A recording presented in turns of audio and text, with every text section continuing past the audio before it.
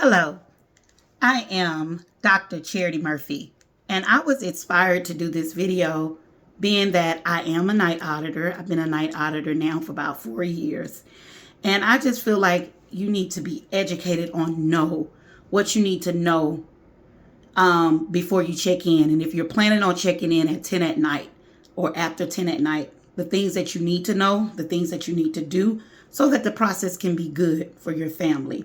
I know that emergencies happen. I know that delays happen, traffic happen, just a lot of things happen. But things that you can prevent to make the receptionist job, the front desk agent job easier, and things that can not cause you stress, not cause you worry. Because the one thing that a real customer service representative, front agent want to do is put you in the right ability to get you in your room as fast as you can, and also we already know that you have had a tough time, so we're trying our best to service you, but you also have to give us the courtesy of serving us.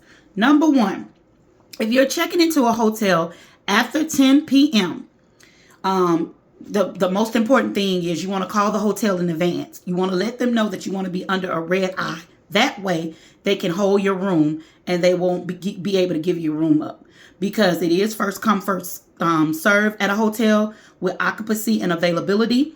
And so if I have a guest in front of me and you haven't called in, of course that guest in front of me will be getting that room. That's just how it works in the hospitality industry. So it's best to take time, call the hotel, let them know that you're going to be running late. Try to give them an ETA time so that way they can set aside your room. 9 out of 10, that'll cause less stress, less trouble. When you show up at a hotel thinking, oh, I got my reservation, and then you show up while they're in the middle of an audit, it sometimes causes conflict. Let me give you an example. Today is the 15th. If I show up at the hotel at 3 or at 2 in the morning on the 15th, I'm technically in the audit status. It's still on the 14th day. I'm still on the 15th day. So which means if I have reservation for the 16th, I cannot check in early unless I pay an early additional fee charge. So what I would advise for you to do, if you have your reservation set for the 15th and you happen to show up at the hotel 2, 3, to call them before that time and let them know, hey, I'm going to arrive. I'm just going to put me under a red eye. I'm just going to be a little late. It's just best for you to give them that advance notice so that they can have your room and hold your room for you. Confirm your hotel. Make sure that you're at the right location. This happens a lot. You know, we have a lot of different brands of the different locations. So you want to make sure, just in your mind, you thinking it's this hotel, but it's really a different hotel. So you want to make sure, double check that you're at the right location. You don't want to waste that drive. I've had it a couple of times before. People on the road with children drive to the wrong location where I'm at, and then they will have to go to another location, maybe downtown or maybe on the other side of town. So always double check your location. Ask the hotel, do they have valet parking, or do they charge for parking? It's best for you to already educate yourself when you're booking a hotel, because a lot of times people get to us and they say, oh, I didn't see a charge.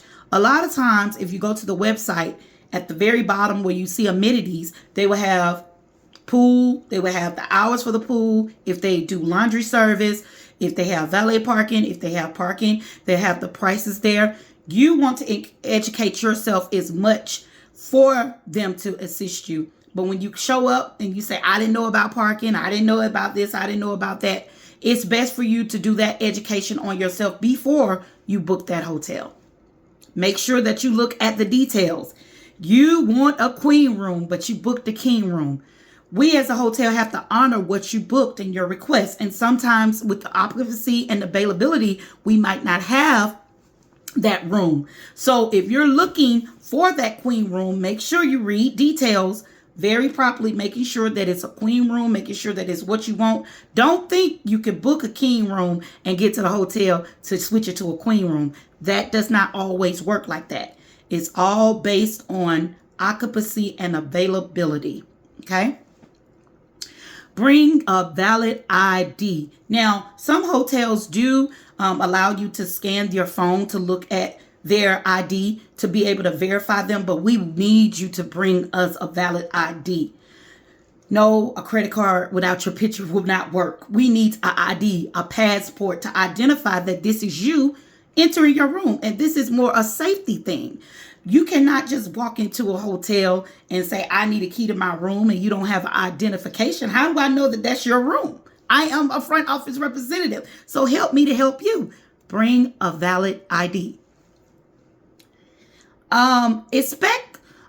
Sometimes also expect some doors at that particular time to be locked at facilities.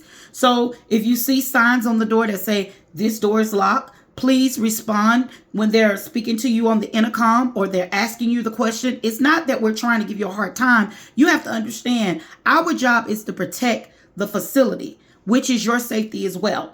And because we have different homeless and different people that try to get into the hotel, we're doing this for your service. So just cooperate with us and give us the information that we need. Most likely they'll ask you probably your last name or your information to see if you have anything on the arrival sheet, and they'll let you come in.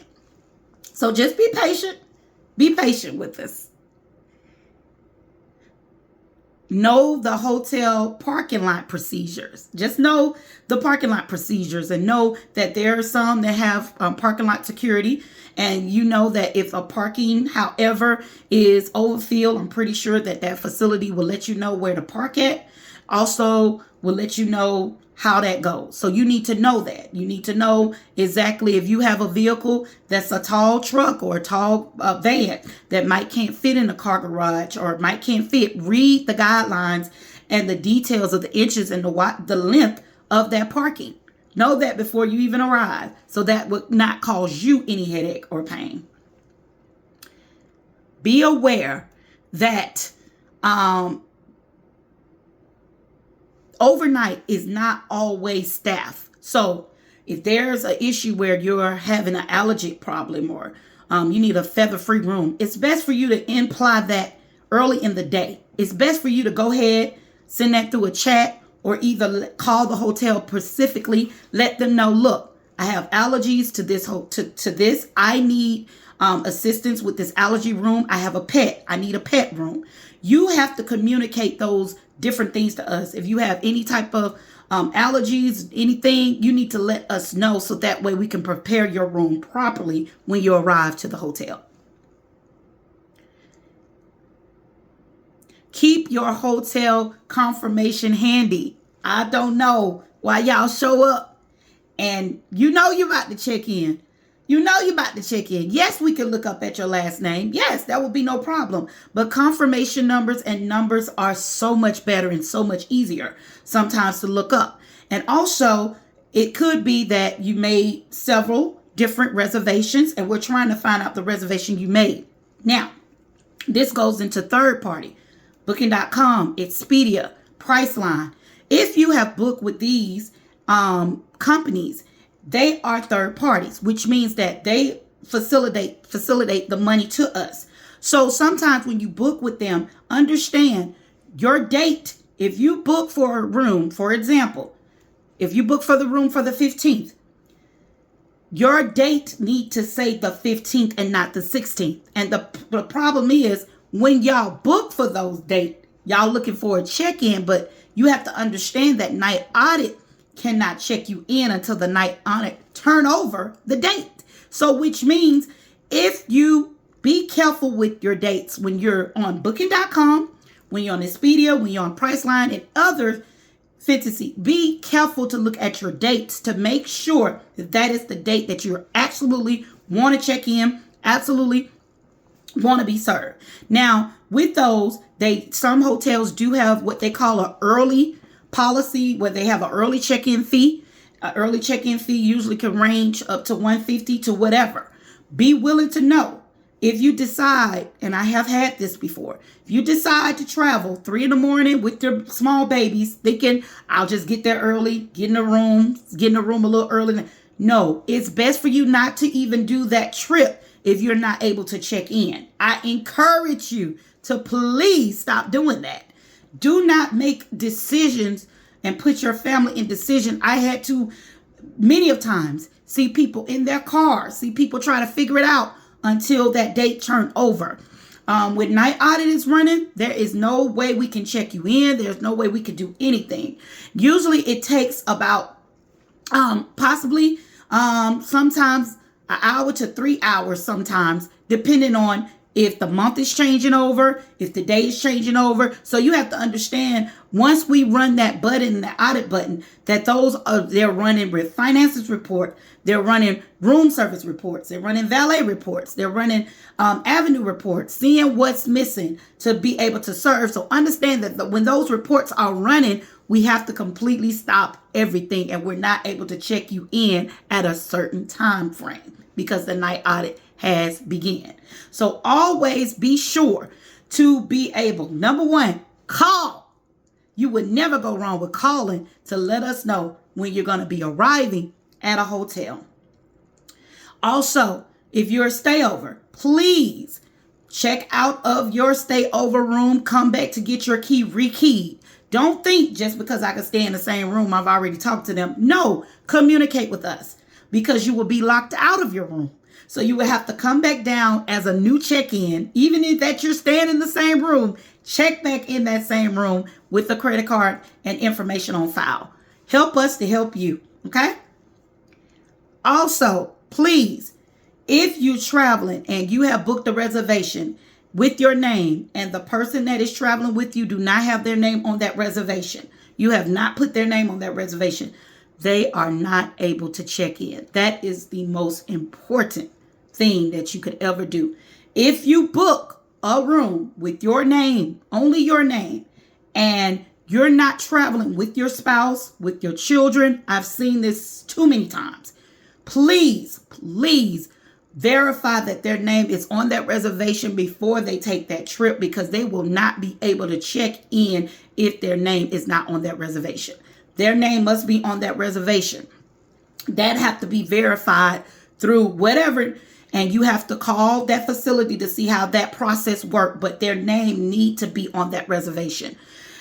I understand that I booked it under the points, or I understand that I did it this way, or my wife always do it, or my husband always do it. No, if their name is not in front of me and I don't see that ID, they are not allowed to go in that room.